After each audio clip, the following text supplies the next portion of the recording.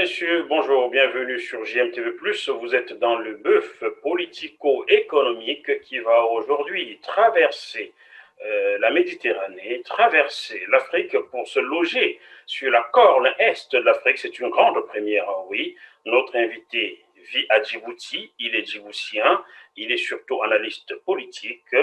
C'est Abdallah Hersi qui est notre invité aujourd'hui, jeune et brillant analyste politique qui va décortiquer la situation économique de l'Afrique, pourquoi l'Afrique a du mal à décoller, est l'une des questions que nous allons lui poser. Bonjour, monsieur Hersi, comment allez-vous? Bonjour, je vais bien. Je vous remercie et bonjour à tous. Mais je suis content d'être à Djibouti pour la première fois, même si c'est de manière virtuelle. J'espère y mettre les pieds un jour de manière physique pour découvrir votre beau pays. Hein? On va dire comme ça. Vous serez le bienvenu, Jackie. Vous serez vraiment le bienvenu. Formidable. Alors, vous êtes djiboutien, vous avez 42 ans, vous êtes diplômé de l'ENA, c'est l'École nationale d'administration, c'est bien cela, hein? Oui, c'est bien cela. Vous êtes analyste en stratégie internationale, vous avez écrit des articles sur l'Afrique, sur son développement, sur sa jeunesse, sur sa gouvernance. J'ai envie de vous demander qu'est-ce que vous n'avez pas encore fait à votre jeune âge? Il reste toujours beaucoup de choses à faire, donc je prépare aussi des ouvrages. Alors peut-être en 2021, un premier ouvrage important. C'est mon souhait. Alors peut-être sur la question éthiopienne.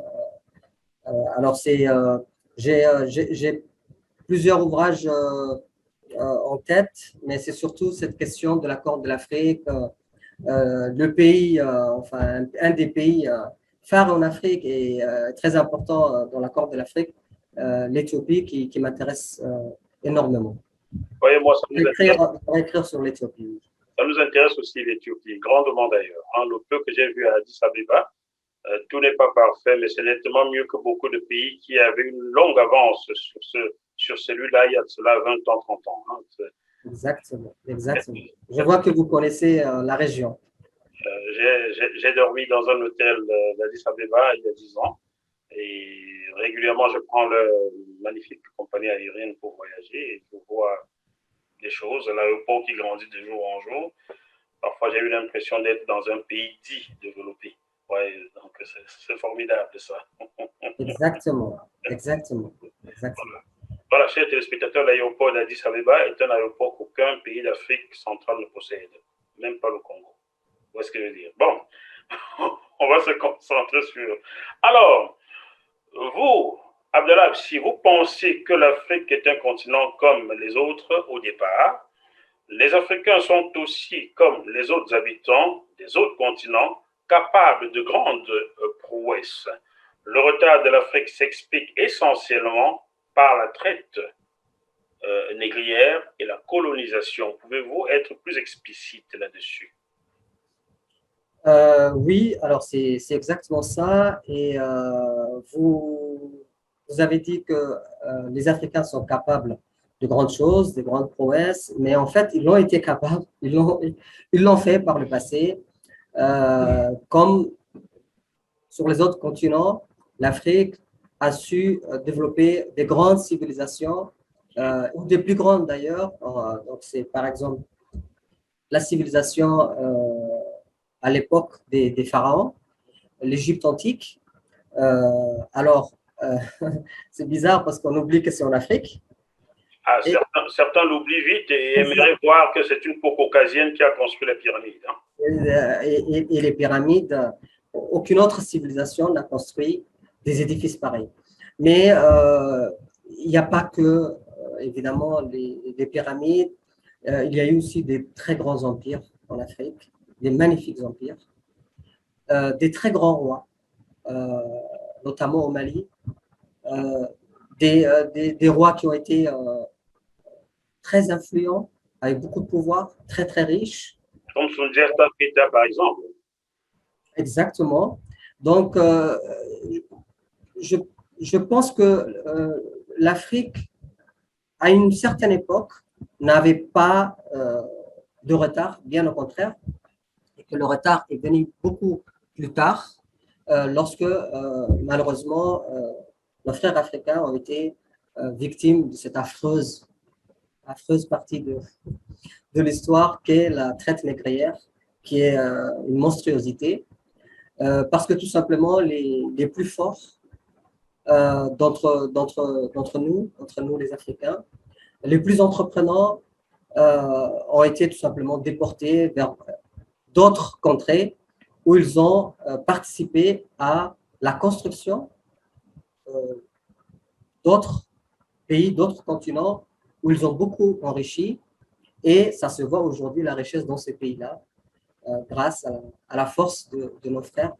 Et pendant qu'ils construisaient évidemment ces pays, qu'ils les enrichissaient énormément, hein, des richesses extraordinaires, bah, il y avait personne pour construire le continent africain, malheureusement. Très bien. Ça se comprend, hein, Abdallah Hersi. Mais oui, lorsqu'on parle du retard de l'homme noir, on se focalise toujours sur la traite négrière transatlantique, c'est-à-dire de l'Afrique pour les Amériques. Mais on oublie régulièrement, surtout nous les Africains, qu'avant cette traite-là, il y a eu une autre, plus grande que celle-là, la traite arabo-musulmane, qui a duré 1300 ans quand même.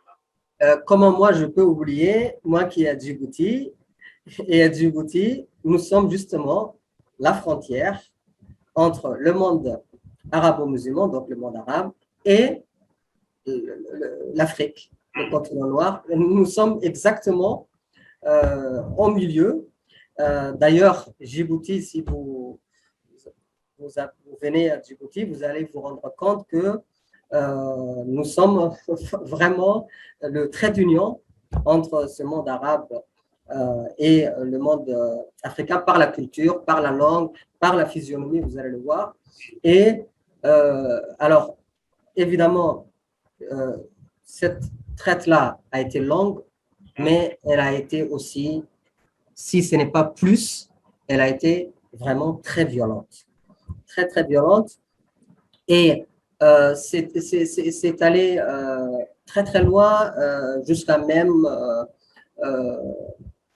des mutilations sur les hommes pour les éviter de procréer. C'est allé trop loin. Mais j'ai parlé tout à l'heure, en général, de la traite négrière, qu'elle soit la traite, évidemment, outre-Atlantique, mais aussi celle pratiquée par les pays arabes. Et aujourd'hui, en fait, c'est quelque chose qu'on ne peut pas nier, cacher, parce que les traces sont encore là. Je ne sais pas si vous avez visité certains pays arabes. Si vous allez dans certains pays arabes, les traces sont encore visibles. La Mauritanie, par exemple.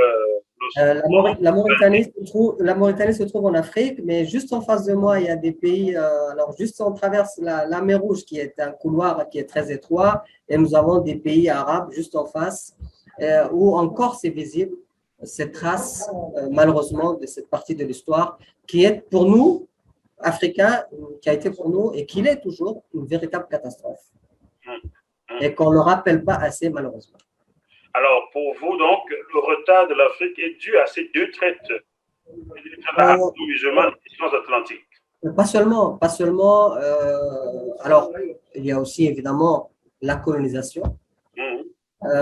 Et la colonisation, la particularité qu'elle a la colonisation, c'est qu'elle n'utilise pas que les hommes, comme la traite négrière, mais elle utilise aussi les autres ressources.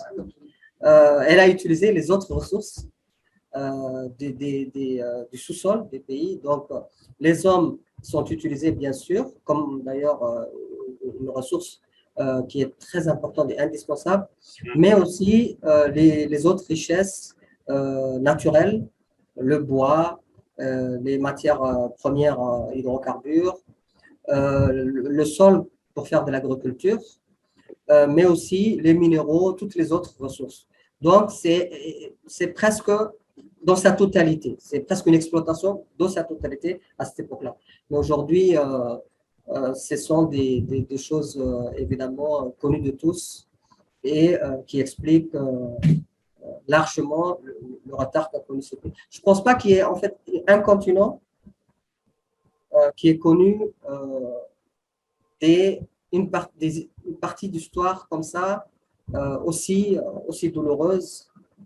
Je pense que le continent africain est celui qui a le plus souffert de la traite négrière, enfin de l'esclavage et de la colonisation. Alors, d'aucuns vous répondraient que vous vous victimisez. Oui, nous, en France, en Occident, lorsque nous osons évoquer cela, on nous répond que les Noirs aiment se victimiser. On nous répond que les pays d'Afrique sont indépendants depuis un certain temps. Pour vous, les pays d'Afrique, surtout d'Afrique noire francophone, sont-ils indépendants? C'est que maintenant, on disait à l'instant, c'est de l'histoire en fait. On racontait l'histoire. Personne ne nie. Et d'ailleurs, dans la plupart des pays occidentaux, c'est reconnu. Il y a même journée de l'esclavage. C'est reconnu. Certains pays parlent même de réparation par rapport à la colonisation. Il y a un retour de ce qui a été même parfois pris à l'Afrique, comme certaines œuvres d'art. C'est officiel. Ce qu'on racontait, c'est rappeler l'histoire, ce n'est pas se victimiser. Sinon, tout ce qui se trouve dans les livres d'histoire aurait été de la victimisation. Maintenant, à partir de l'indépendance, c'est une autre affaire. C'est vraiment une autre affaire parce que nous, maintenant, ce qu'on parlait, c'est vraiment avant les indépendances, tout ce qui s'est passé, qui explique largement aujourd'hui Maintenant, à partir des indépendances, moi, je pense que c'est différent. C'est différent, pourquoi? Parce que, évidemment, il n'y a pas. L'esclavage est terminé depuis longtemps. La colonisation, en tout cas, très largement a disparu. Djibouti est le dernier pays, en fait, de l'Afrique à accéder à Voilà, le 27 juin 1977, c'était récemment, nous avons fêté donc la fête nationale. Mais à partir de là, c'est plutôt différent. C'est différent. Il y a d'autres facteurs qui sont intervenus. Vous êtes dans un pays souverain, Djibouti. Oui, nous sommes fiers de notre souveraineté. Y a-t-il toujours une base de l'armée française chez vous? Oui, alors on reviendra sur ce point-là. Mais pour moi, à partir des indépendances, je pense que d'abord, le processus qui a conduit aux indépendances a été mal préparé. C'est le prochain point, hein. Ne vous inquiétez pas, c'est prévu. Okay. La deuxième question, nous sommes dans la première. Là. Très bien, très bien. Je veux juste comprendre comment un pays indépendant, souverain, peut abriter sur son sol une armée de l'ancienne puissance coloniale et se dire indépendant. Ce n'est pas propre à Djibouti, hein. On retrouve cela au Gabon, on retrouve cela en Côte d'Ivoire, on retrouve cela un peu partout sur le continent. Et désormais, il n'y a plus que l'armée française qui stationne sur les terres africaines. On retrouve aujourd'hui des Chinois, des Américains, des Russes, des Indiens. Mais ces pays d'Afrique sont-ils vraiment indépendants? Pourquoi ne retrouve pas sur les sols de ces pays étrangers une armée de ces pays africains? Alors, d'abord, ce n'est pas propre seulement à l'Afrique et aux pays africains. Il y a aussi des pays en Europe. La Pologne, par exemple, oui. Qui abritent des bases militaires, même des grands pays. Regardez l'Allemagne. Il y a aussi des pays en Asie qui abritent des bases militaires de grande puissance. Les États-Unis sont plus présents en Asie d'ailleurs qu'en Afrique. Pareil en Amérique latine. Alors, à Djibouti, la base militaire française n'est pas la seule. Il y a une autre. Alors, il faut rappeler même que Djibouti, c'est le pays au monde qui accueille le plus de bases militaires. Il y en a combien là et pour quel pays? Alors, il y a la base militaire française. Alors, les Américains sont... Les Américains sont là aussi. Les Chinois sont là. Les Japonais sont présents. Les Italiens sont présents. Donc, eux, ils ont des installations militaires, des bases. Mais il y a aussi d'autres pays qui ont envoyé des militaires et qui sont basés, qui sont à Djibouti sans avoir des infrastructures militaires, C'est le cas, par exemple, de l'Allemagne, c'est le cas de l'Espagne. Alors, tous ces pays sont présents, mais je pense qu'à Djibouti, c'est dans un autre cadre. C'est dans un autre cadre que je peux expliquer assez facilement. C'est vraiment dû à la position très, très spéciale, très géostratégique de la République de Djibouti, qui se trouve à un carrefour entre plusieurs continents, l'Asie d'un côté, l'Afrique de l'autre, et tous les navires qui viennent de l'Europe. Et juste en face de Djibouti, nous avons la mer Rouge et le détroit, c'est une porte, le détroit de Bab el-Mandeb, et par ce détroit passe un pourcentage assez important, on estime à 40% du trafic maritime mondial. Donc, c'est vraiment un autre cadre qui n'a pas à voir vraiment avec la politique de Djibouti. C'est vraiment dans ce cadre-là. Il y a un deuxième cadre, c'est le cadre de lutte contre la piraterie. C'est un secteur où les pirates, notamment les pirates somaliens, sévissent énormément. Donc, c'est pour sécuriser le trafic maritime mondial et pour sécuriser évidemment le commerce maritime mondial. Alors, le troisième point, c'est vraiment la lutte contre le terrorisme, puisque le nombre de bases a explosé après le 11 septembre. Je pense que ce n'est pas lié à la politique interne de la République de Djibouti. C'est vraiment dans un cadre un peu plus mondial. Un peu plus mondial. C'est une spécificité djiboutienne. On comprend là, chers téléspectateurs, que les armées africaines ne sont pas capables de protéger leur côte, de protéger le commerce. Il faut toujours que l'Occident soit là. À cela, on se pose cette question si la colonisation est-elle vraiment terminée. Nous allons avoir... Vous voulez répondre, vous voulez réagir? Je vous laisse réagir. Hein? Alors, personne ici ne viendra dire que l'armée des pays de la Corne de l'Afrique, en sachant qu'il y a des soucis au Yémen, en sachant qu'il y a des conflits en Somalie, en connaissant la situation de l'Érythrée, personne ne peut dire qu'il y a une armée de ces pays-là qui peut assurer la sécurité du commerce international qui transite par le Bab el-Mandeb. Ça, personne ne vous le dira.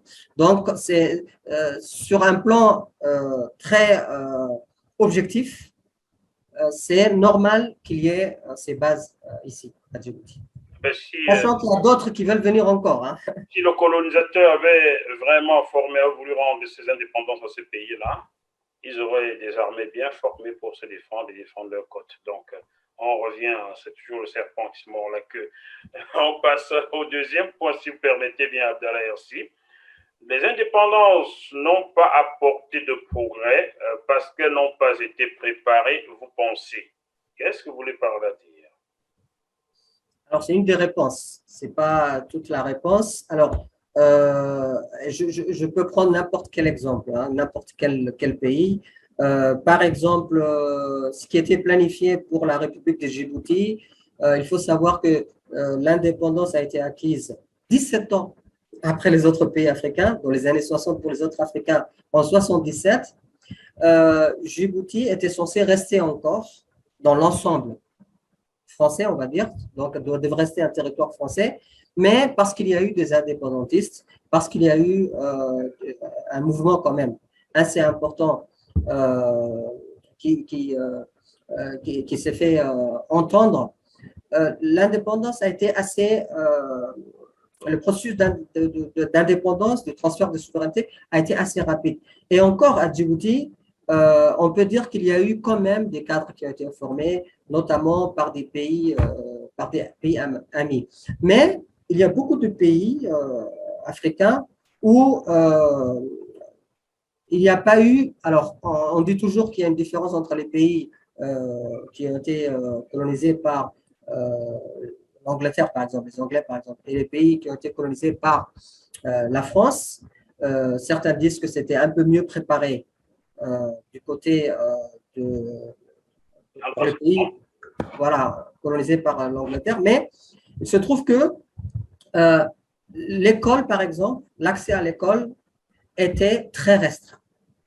Alors ça, je peux en témoigner ici à Djibouti, à l'époque de la colonisation. Alors ça, il n'y avait pas beaucoup de monde qui allait à l'école et c'était voulu, voilà, parce que de toute façon, il n'y avait pas beaucoup d'écoles. Et puis, c'était juste les enfants, soit des dignitaires qui travaillaient avec les autorités coloniales, soit les enfants des autorités qui étaient qui assuraient la colonisation, qui avaient accès à l'école. Très peu de monde.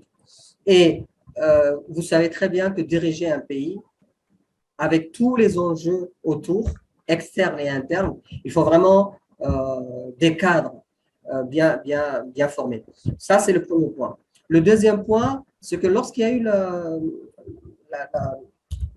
la décolonisation, donc l'indépendance, il y a eu beaucoup de questions qui étaient en suspens. Par exemple, la question des frontières.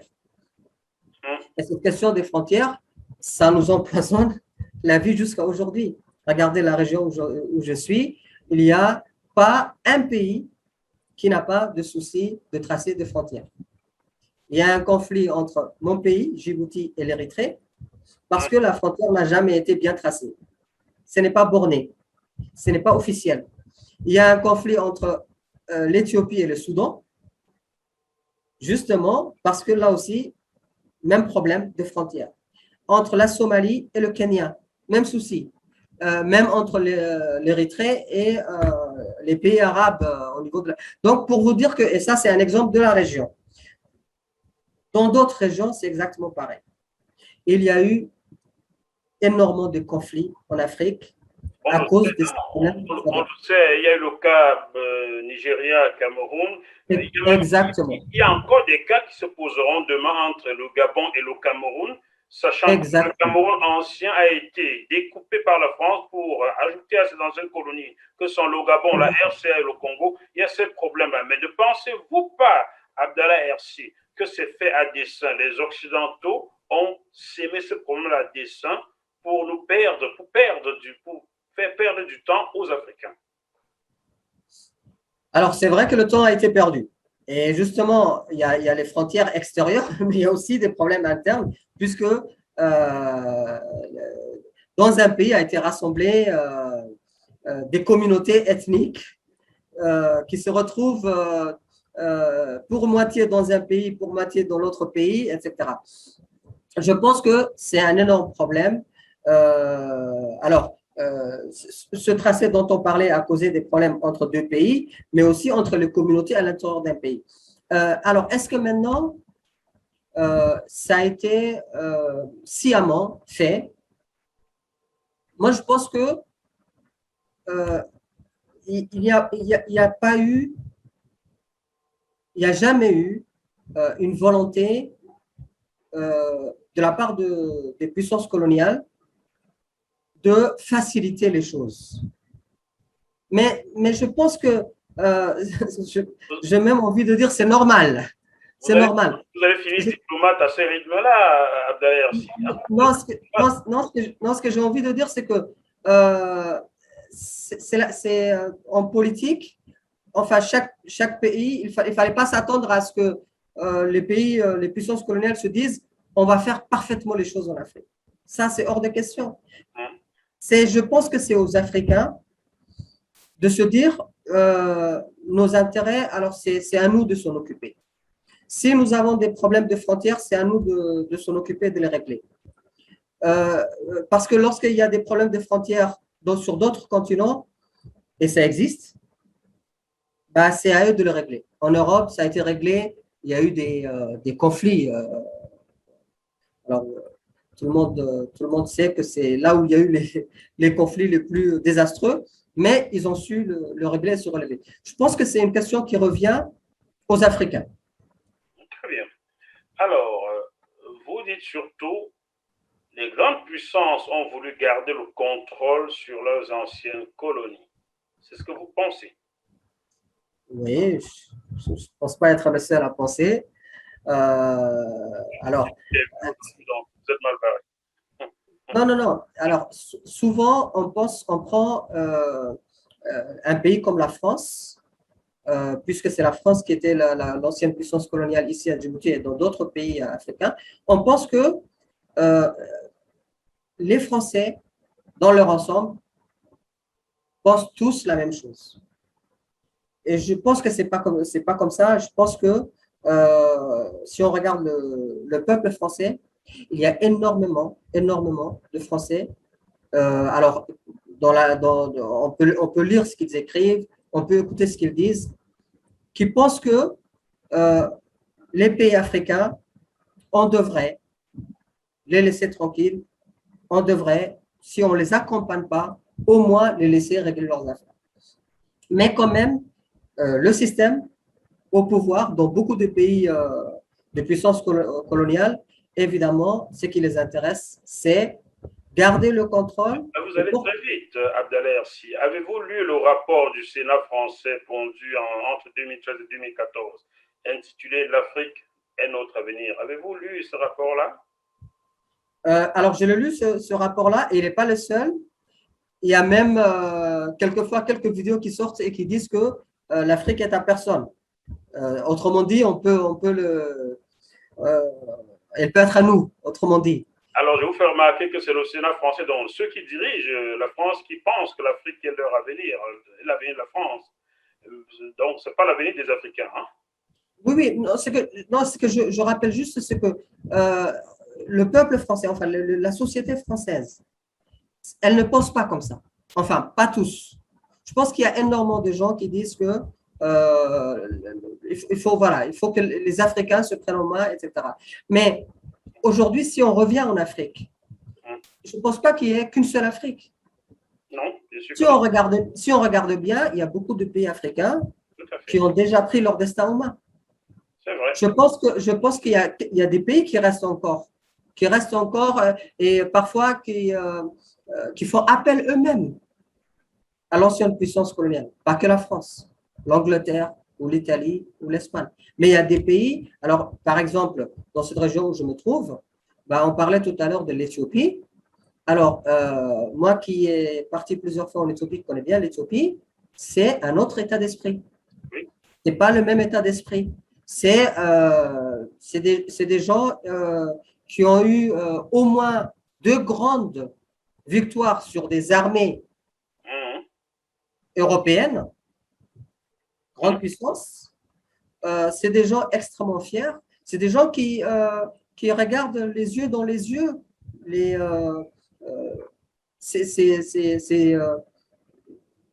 ces dirigeants issus de ces pays-là. Mais il n'y a pas que l'Éthiopie. Il y a d'autres pays aujourd'hui. Quand on regarde aujourd'hui ce qui se passe dans d'autres pays, je peux prendre plusieurs exemples. Je prends l'exemple, par exemple, du Rwanda. Quand on écoute ce que dit le président rwandais, c'est fini cette histoire du complexe par rapport à… Il en reste évidemment des pays, mais je pense que l'Afrique est en train de changer. On se rend compte petit à petit. Mais ici aussi, à Djibouti, même si nous avons beaucoup de bases militaires, je pense que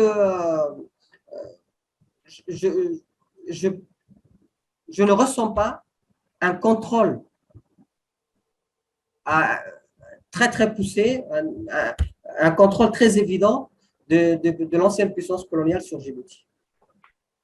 Vous avez bien de la chance de ne pas ressentir ce contrôle de la puissance coloniale, mais bon, ouvrez un peu les yeux, vous verrez que je ne connais pas, moi, c'est le journaliste qui parle, je ne connais pas un seul pays d'Afrique noire francophone qui s'en sorte bien. Je n'en connais pas. Si vous en connaissez, vous serez certainement parmi les premiers à en connaître.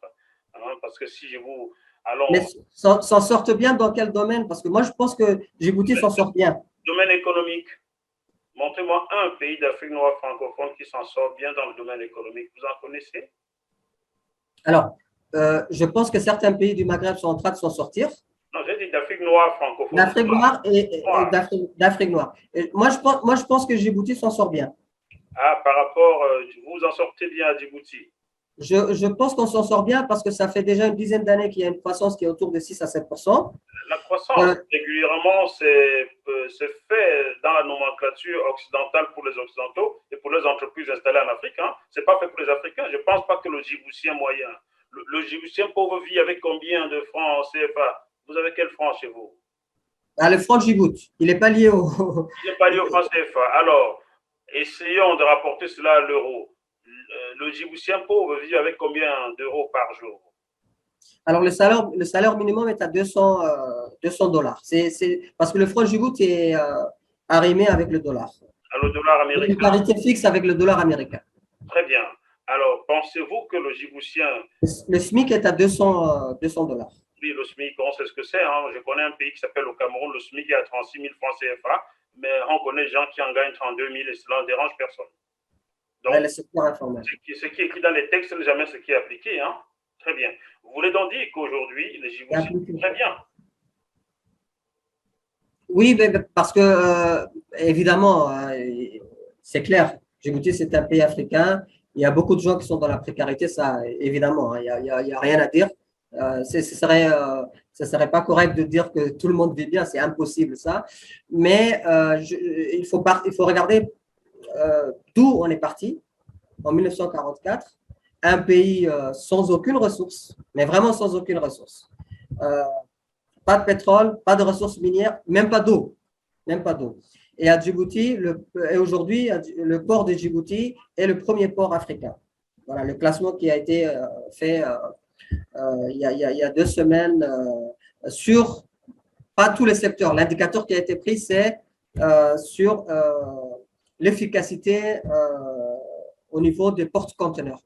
Donc, Je comprends très bien. S'il faut nourrir toutes ces armées basées à Djibouti, il faut bien que le port fonctionne. Je demande tout simplement quel est le taux d'employabilité des jeunes à Djibouti aujourd'hui. Grosso modo, quel est le taux de chômage à Djibouti? alors officiellement, avec la disette, 39%. Ah, C'est notre organisme de statistiques.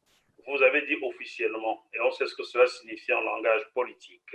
Alors, sachez que oui, Djibouti peut-être se porte bien par rapport aux autres pays d'Afrique noire francophone, car si on allait en Centrafrique, le taux de chômage est certainement supérieur. Quand on va au Cameroun, c'est la catastrophe.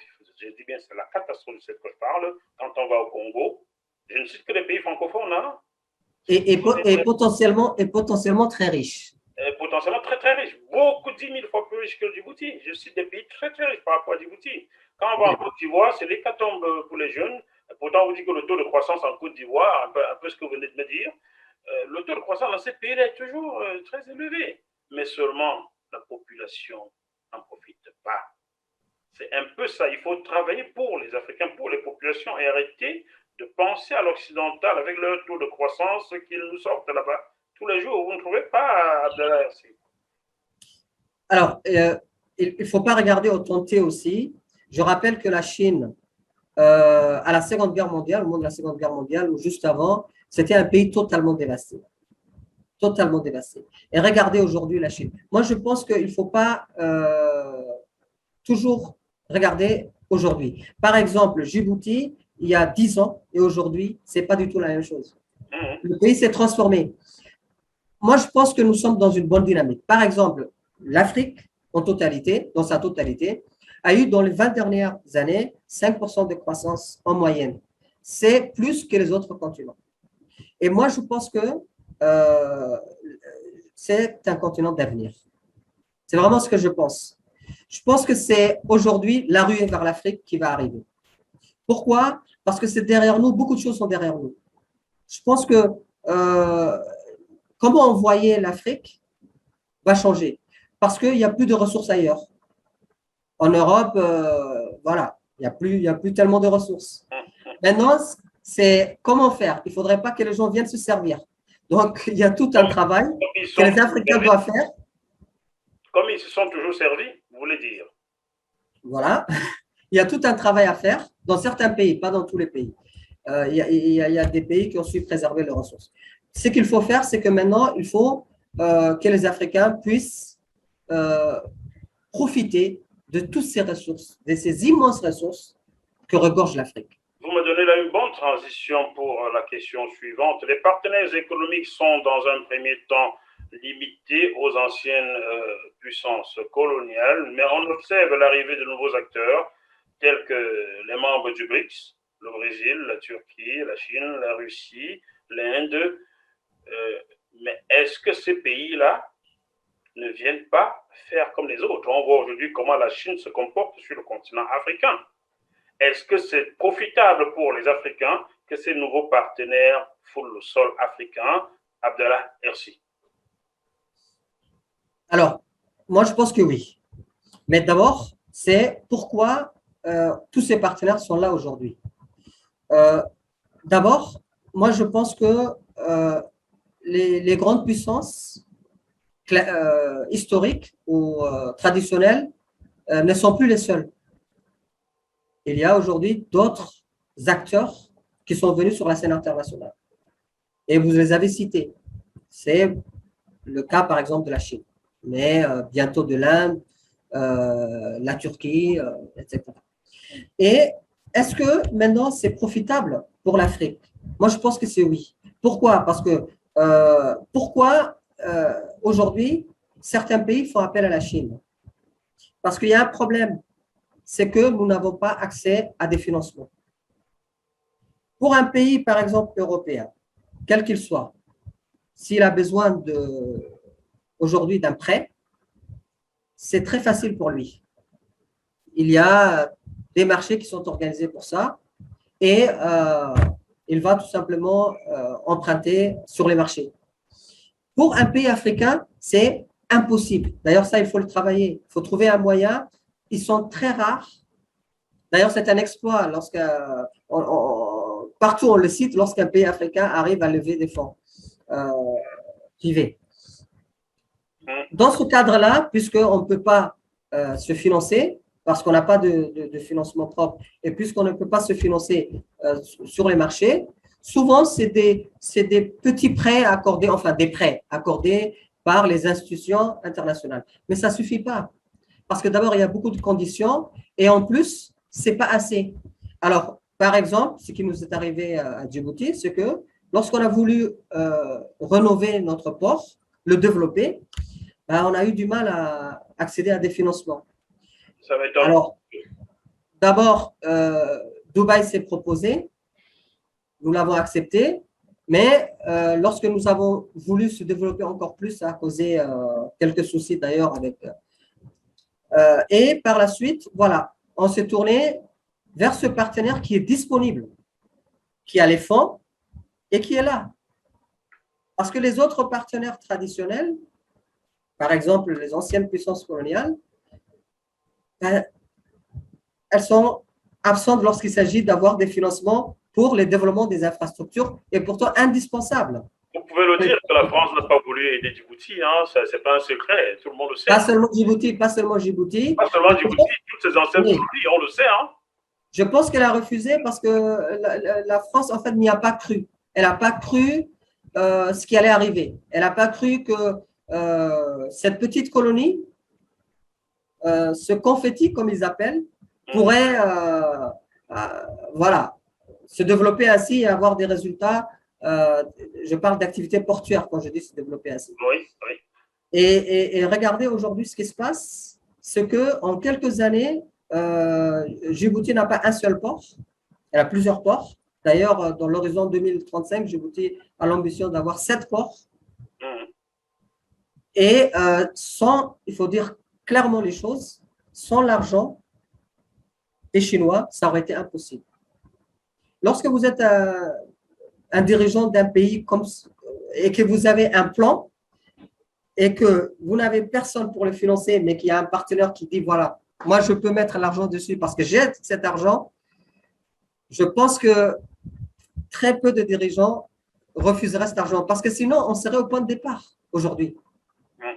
Alors, voulez-vous dire, Abdallah Hersi, que la France a échoué dans ses anciennes colonies en ne croyant pas à leur potentiel et à leur développement?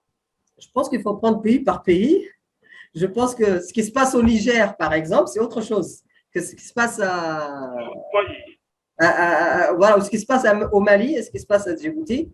Je pense que un seul objectif, enfin, c'est un seul objectif qui était visé par la France à Djibouti, c'était surtout maintenir sa base militaire. C'est-à-dire c'est la coopération militaire et sécuritaire et qui est très importante pour les deux pays, je rappelle, mais le partenariat économique, il existe mais je pense que la France n'a pas vraiment cru à ce partenariat économique.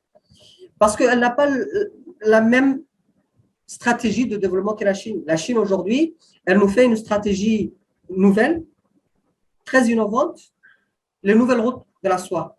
Et je pense que Djibouti est un maillon clé de cette stratégie chinoise des nouvelles routes de la soie. Et je pense qu'aujourd'hui, il n'y a pas beaucoup de pays qui ont une stratégie globalisée comme ça. Je titrerais ceci, la France n'a pas cru au partenariat économique avec ses anciennes colonies. Voilà comment je titrerais cette émission. Est-ce que cela vous parle? Pas avec tous les pays, je pense qu'elle croit plus à d'autres pays. Je pense que la France croit énormément, par exemple, à la Côte d'Ivoire, au partenariat économique avec la Côte d'Ivoire. Avez-vous jamais vécu en Côte d'Ivoire? Non, mais je parle en termes de partenariat économique, je parle. Parce que vous ne connaissez pas dans ce cas-là, Abdoulaye Herssi. Je parle en termes.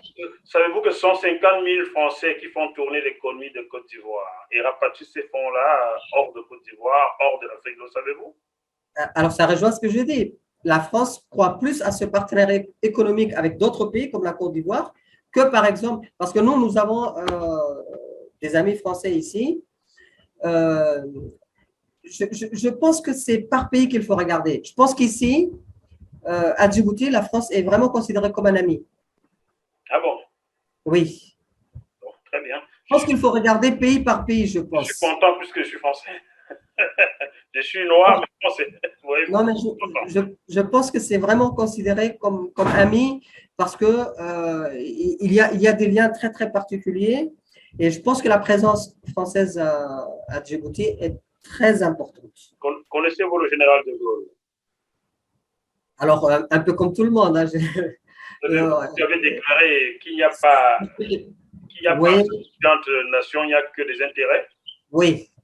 Donc, vous serez bien naïf à Djibouti de penser que les Français sont vos amis, non? À partir de cette déclaration du président Charles de Gaulle. Oui, c'est un grand monsieur, hein, Charles de Gaulle. Et il a parfaitement raison, c'est ce que tous les pays pensent. Mais ce que je veux dire, c'est que le Djibouti trouve son intérêt aussi. Très bien. On va faire le bilan. Vous travaillez dans un appareil étatique à Djibouti? Alors, je suis consultant aussi. Dans un appareil étatique? J'interviens dans un appareil étatique. Mais voilà, je suis aussi consultant, mais j'ai fait l'ensemble de ma carrière une grande partie de ma carrière dans le ministère de l'Éducation nationale. Ça se voit. D'ailleurs, il faut qu'on en parle d'ailleurs, parce que tout à l'heure, je voulais dire que je pense que c'est une des clés en Afrique du développement, l'éducation. Je voulais vous dire que ça se comprend que vous avez longtemps travaillé dans un appareil étatique. Vous êtes je ne dirais pas vous pratiquez la langue de bois, mais vous êtes bien taillé pour occuper le ministériel demain. Mais croyez-moi, quand vous serez ministre, je vous poserai mes questions beaucoup plus durement. Là, je suis tendre avec vous. D'accord. Alors, Abdoulaye Herssi, vous pensez qu'il y a des avantages à être en partenariat avec la Chine, mais aussi qu'il y a de gros risques pour l'Afrique dans ce partenariat sino-africain? Voulez-vous bien développer? Alors oui, nous avons parlé de ces avantages. C'est d'ailleurs l'accès à ces financements qui sont très importants, le développement de ces infrastructures qui continuent, hein, par exemple ici à Djibouti, qui sont très importants, mais il y a aussi le développement de ces infrastructures sur prêt chinois dans d'autres pays africains. Alors évidemment, ça comporte des risques. Je pense que ces risques, tous ces pays-là font face à ces risques-là. Alors, le premier risque, évidemment, c'est le risque de la dette, qui est un véritable fléau en Afrique. D'ailleurs, l'Afrique se distingue des autres continents par rapport à cette gestion de la dette. Ce qu'il faut savoir, c'est que l'Afrique a déjà connu un cycle de la dette qui a laissé des traces je pense que ça a compromis le processus de développement en Afrique. Tout le monde s'en est rendu compte. Je pense qu'à un moment, il y a eu évidemment, comme vous le savez, une aide. Certains pays ont été aidés parce que voilà, il fallait réduire la dette ou effacer la dette, ou etc., etc. Et depuis les années 2000 jusqu'à maintenant, il y a eu une bonne croissance des pays africains parce que la matière première voilà, s'exportait bien, etc. Et là, qu'est-ce qu'on remarque? On remarque qu'il y a un ralentissement, justement. Pourquoi? Parce qu'on est en train de rentrer dans un nouveau cycle de la dette, et principalement à cause des prêts chinois. Et la dette, c'est très difficile de s'en sortir. Une fois qu'on est rentré, c'est un cycle infernal. Parce que, voilà, les intérêts, les intérêts, les intérêts, les intérêts, les intérêts. On connaît ce qui s'est passé dans les années 90 où on payait, une fois qu'on a payé la dette, on continue à payer les intérêts. Et c'est interminable. Donc, il y a cette question-là. Et aussi, c'est parce que la Chine a des conditions parfois, elle prête à des conditions parfois qui ne sont pas à l'avantage des pays africains, des taux d'intérêt plus élevés, des périodes de grâce un peu plus courtes. Quand les pays africains ne peuvent pas aller prêter aux eurobonds, par exemple, la Chine dit nous sommes là, mais les taux sont exorbitants. Parfois très importants, en tout cas par rapport au marché, et par rapport à d'autres partenaires, par exemple, qui prêtent à des taux, on dit concessionnels. Ici, c'est des taux non concessionnels.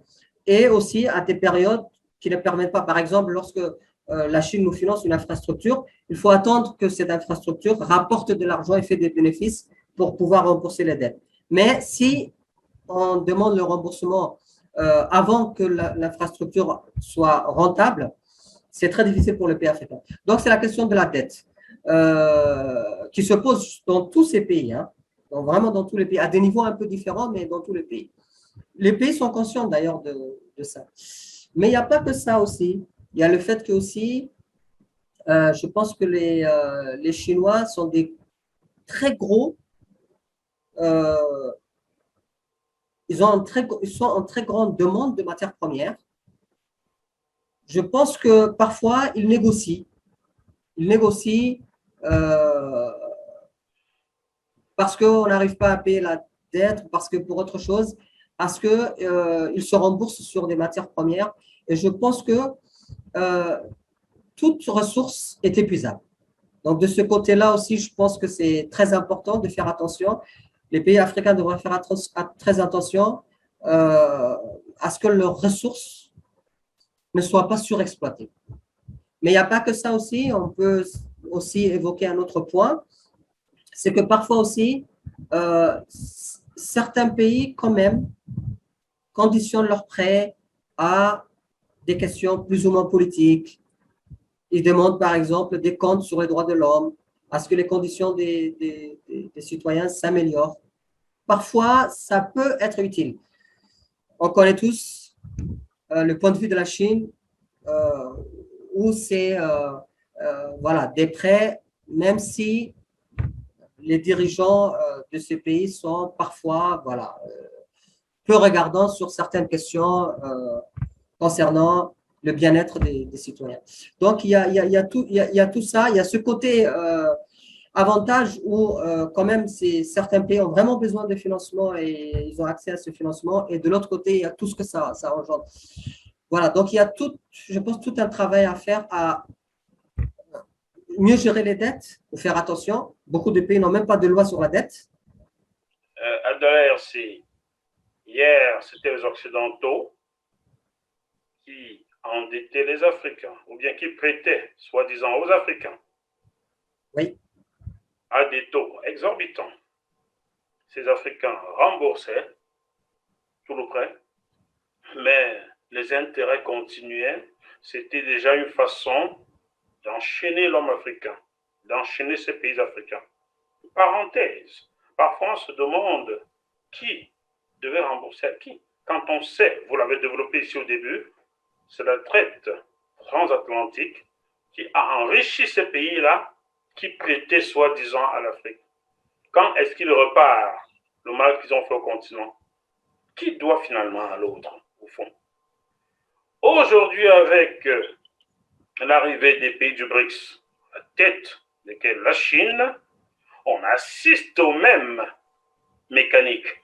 On prête à des taux exorbitants et on enchaîne ces pays-là une fois de plus. L'Afrique est-elle définitivement condamnée avec cette dette-là, qu'elle soit occidentale ou chinoise? L'Afrique est-elle condamnée? Alors non, mais il y a aussi une différence par rapport à la première étape où il y avait les pays occidentaux qui endettaient l'Afrique. Ce que la différence, c'est qu'il y a un avantage à avoir beaucoup de partenaires. Il y a un avantage. Pourquoi il y a un avantage? Parce que on le voit aujourd'hui. Certains pays sont en train de changer leur approche. Quand ils ont vu la Chine arriver, quand ils ont vu la stratégie chinoise qui consiste à se rapprocher énormément de l'Afrique, à leur permettre un financement et ce rapprochement a fait que certains pays ont changé aujourd'hui et arrivent avec eux aussi des propositions. Je pense que l'Afrique devrait jouer sur ça. C'est une chance pour l'Afrique aujourd'hui qu'il y ait des partenaires économiques multiples et qu'aujourd'hui l'Afrique devrait, je pense à mon avis, tirer le meilleur du fait qu'elle soit convoitée de cette manière. Et je ne pense pas que ces pays peuvent s'entendre. Je ne pense pas, par exemple, que la Chine et les États-Unis vont s'entendre. En tout cas, pas de sitôt. Je ne pense pas que la Russie et les pays européens vont s'entendre aussi. Je pense que, en fait, je pense que les Africains ont aujourd'hui une chance, ils ont la clé aujourd'hui pour se dire, alors, nous, comment on va se développer et avec quels partenaires économiques on devrait travailler. Ou pourquoi un seul?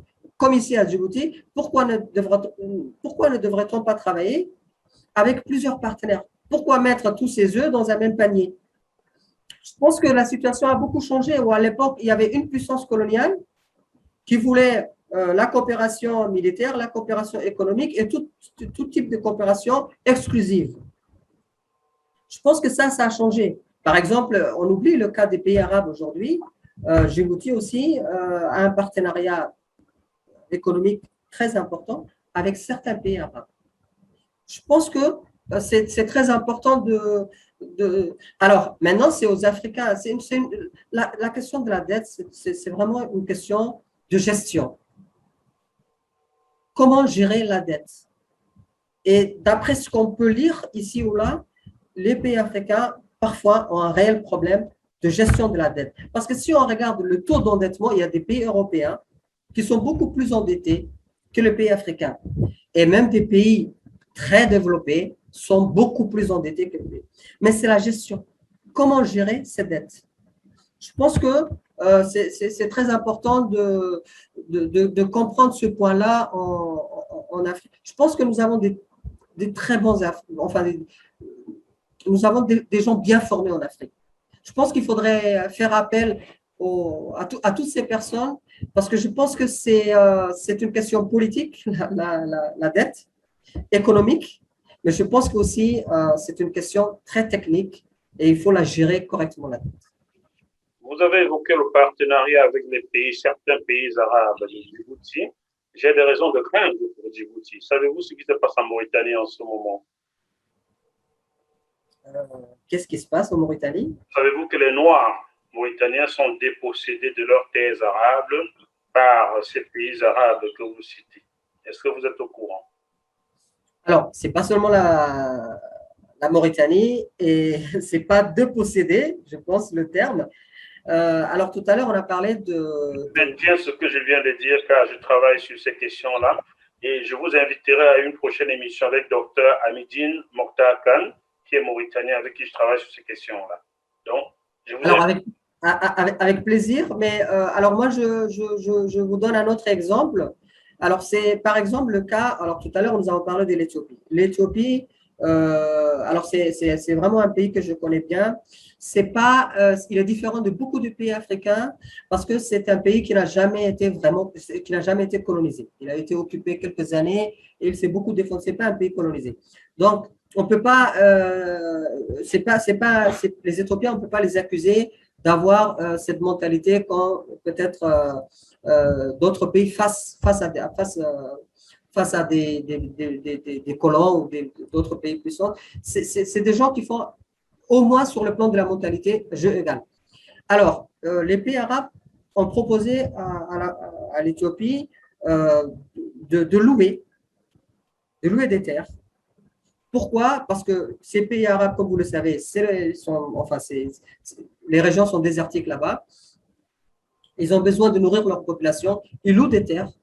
Voilà, ils les exploitent. Ils importent dans leur pays. En fait, c'est du commerce. La question des terres, même des pays africains, je ne sais pas si vous savez, des pays africains peuvent aller dans d'autres pays africains. D'ailleurs, on aimerait. Oui, d'ailleurs, j'aimerais. Oui, peuvent. Voilà, d'ailleurs, j'aimerais qu'on parle de cette question-là, du partenariat Afrique-Afrique, qui est une véritable clé. Aujourd'hui, c'est dans la prochaine émission. Si on en parlera, on est parti là pour plusieurs émissions. Hein. Ouais, merci. Donc, moi, je pense que on peut accueillir un partenaire économique, qu'il soit arabe, occidentaux ou asiatique, mais à condition que ça soit dans des termes où l'Afrique gagne, et évidemment l'autre partenaire gagne, mais si ce n'est pas dans ces conditions-là, je pense que ça ne vaut pas le coup de faire un partenariat économique. Très bien, chers téléspectateurs, il suffit d'aller sur www.jmtvplus.com. Vous lirez des articles qui parlent de la Mauritanie et vous prendrez connaissance de cette histoire-là. Je vous le suggère aussi car prochainement, j'inviterai Dr Hamidine Mokhtar Khan, qui est économiste mauritanien, qui vit ici à Paris, qui a ses études sur GMTV+. Et on en débattra et vous rendrez compte que dans beaucoup, en Éthiopie, ça se passe peut-être bien. Je salue les Éthiopiens qui ont eu la sagesse de bien négocier le partenariat. Mais croyez-moi, dans beaucoup d'autres pays africains, au Cameroun, en Mauritanie, machin truc, ça ne se passe pas de la même façon du tout. Hein. Mais du tout. Hein. C'est différent. Alors, aucun risque à Djibouti parce que, voilà, donc nous n'avons pas des terres cultivables parce qu'il y a très peu d'eau, parce qu'il fait très, très, très chaud. Même si nous n'avons pas abandonné, nous voulons absolument utiliser la technologie, l'innovation technologique pour pouvoir quand même développer l'agriculture, le secteur primaire, nous n'avons pas développé, mais de ce côté-là, nous n'avons rien à craindre. Y a-t-il des fleuves à Djibouti? Alors non, malheureusement non. Alors, il n'y a pas de fleuve et nous avons énormément de problèmes d'eau parce qu'il pleut très rarement et nous n'avons pas aussi des nappes souterraines, ou très peu. Connaissez-vous Israël? Exactement. Il fait aussi très chaud. Hein? Exactement. Donc, croyez-moi, vous pouvez tout faire pousser chez vous. J'ai été à Dubaï, j'ai vu comment ils font là-bas, c'est le désert. Hein? Oui, et d'ailleurs, je profite pour vous dire que Djibouti a inauguré première usine de dessalement de l'eau de mer. Et c'est très rare en Afrique. Voilà. Ça donne envie d'aller visiter Djibouti et de faire de beaux reportages là-bas. Vous allez peut-être m'arranger ça avec vos dirigeants. Vous serez très bien accueillis. Il y a des pays d'Afrique où, lorsqu'un journaliste étranger entre, c'est la panique. Donc, vous leur dites que je ne viens pas faire du bas, je veux juste rendre compte du beau travail que vous faites. Avoir la première usine de dessalement de l'eau de mer, franchement, c'est à montrer comme exemple, n'est-ce pas? Oui, bien sûr. C'est ce que j'aimerais bien montrer. Voilà. Bien sûr. Arrange-moi ça. Bon. Dernière question pour aujourd'hui. Que pour aujourd'hui, vous dites plusieurs pistes peuvent être avancées, par exemple, développer un partenariat Afrique. Donc, vous souhaiterez privilégier des partenariats Afrique, ce que j'encouragerais aussi si on me demandait mon point de vue. Comment pourriez-vous l'implémenter, sachant que dans plusieurs pays, je vais rester sur l'Afrique noire francophone. Je sais que les anglophones peuvent implémenter des partenariats Afrique, mais les pays francophones qui ont encore la coupe du colonisateur sur la tête, comment voulez-vous développer un partenariat Afrique lorsqu'un Camerounais achète une carte de séjour pour pouvoir vivre au Gabon, lorsqu'un Gabonais au Congo ne peut pas être libéré? Comment voulez-vous développer ça? Sortez un peu de Djibouti et Érythrée là. Parlez-moi de la globalité. Comment voulez-vous développer cela en Afrique? Alors, je veux parler un peu du Maghreb, même si ce n'est pas l'Afrique noire. Je vais rester sur l'Afrique noire francophone. Oui, oui, non, juste. C'est bien orienté, hein, ce n'est pas pour le hasard. Avec les frontières qui sont hermétiquement fermées, les cartes de séjour qu'il faut acheter, et qu'on sort. Comment vous et moi, nous sommes noirs, donc parlons de nous. Vous parlez des Arabes. Est-ce que vous avez vu les Arabes débattre sur leurs médias de l'Afrique noire francophone? Ce sont des Africains, je suis désolé. On débat d'abord sur l'Afrique noire francophone, après on ira voir les Arabes ensuite. Non, c'est vraiment pour aller dans votre sens cette fois. C'est vraiment pour aller dans votre sens parce que ces pays du Maghreb, ils ont une union du Maghreb, c'est voilà une organisation, et l'intégration économique ou les échanges entre ces pays est extrêmement faible. Chaque pays du Maghreb est tourné vers d'autres zones d'influence, certains vers l'Europe, d'autres vers les pays arabes, alors que les études montrent que si ces pays-là, ce sont 5 pays, faisaient des échanges commerciaux entre eux, ils allaient se développer beaucoup plus vite. Mais malheureusement, les échanges sont extrêmement faibles. Parce que justement, pourquoi il y a des rivalités entre ces pays-là? Il y a des rivalités religieuses surtout. Surtout entre dirigeants.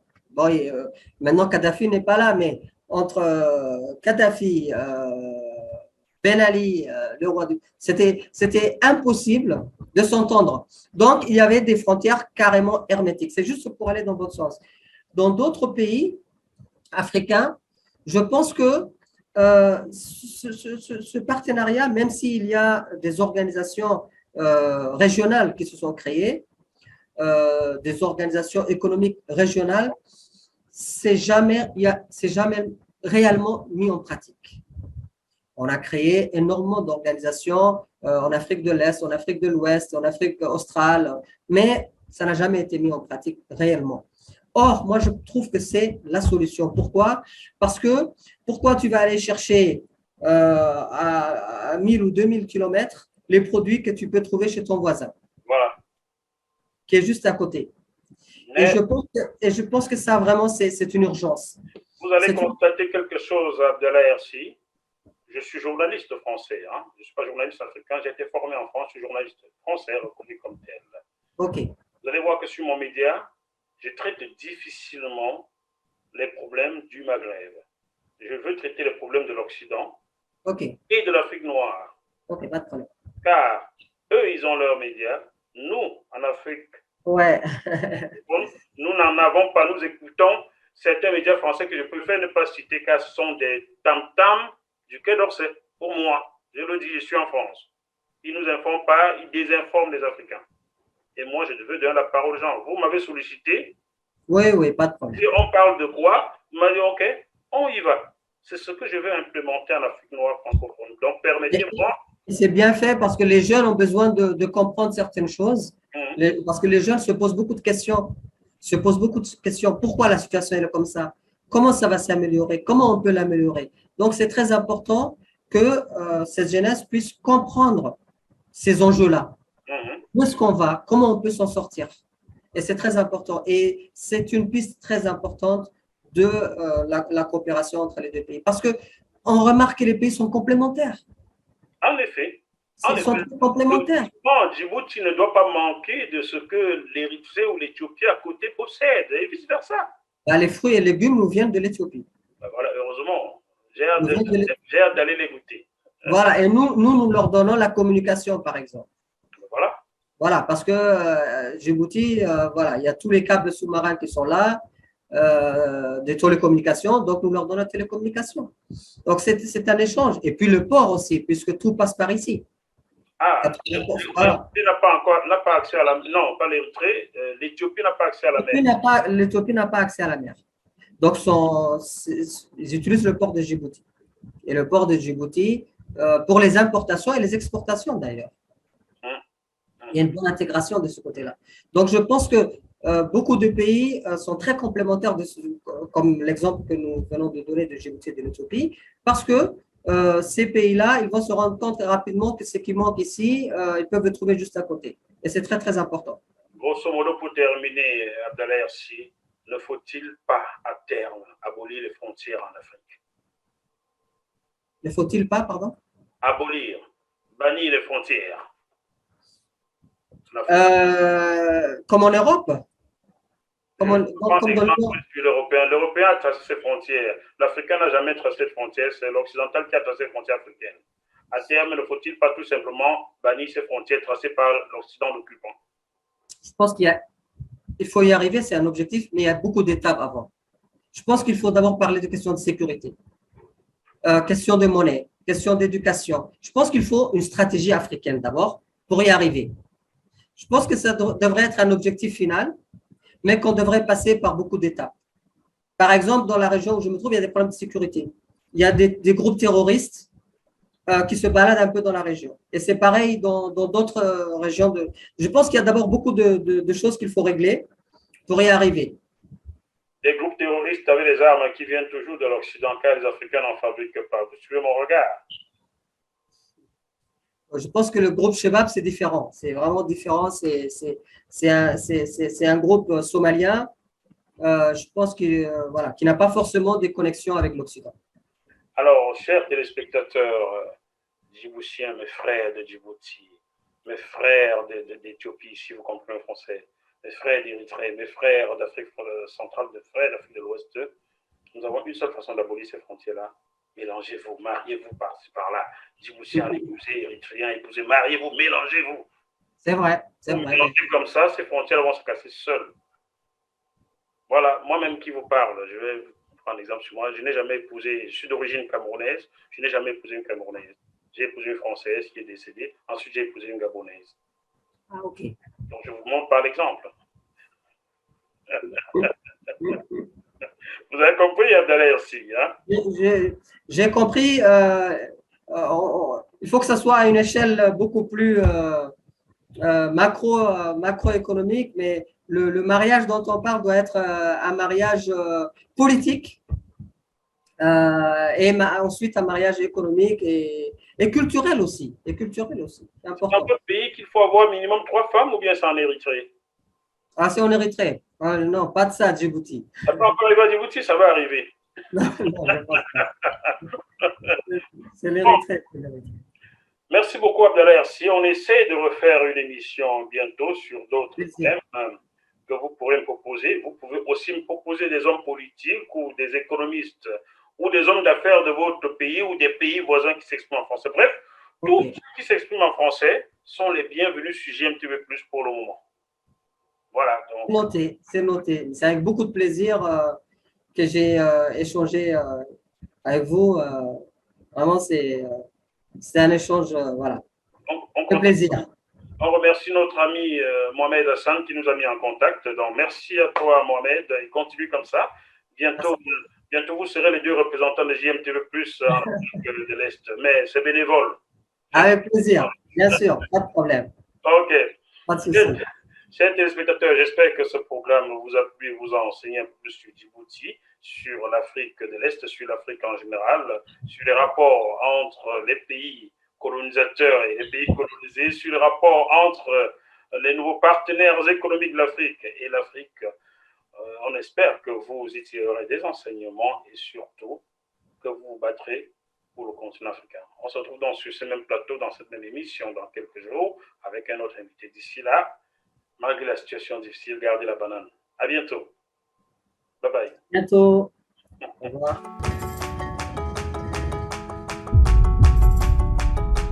Vous êtes sur JMTV+.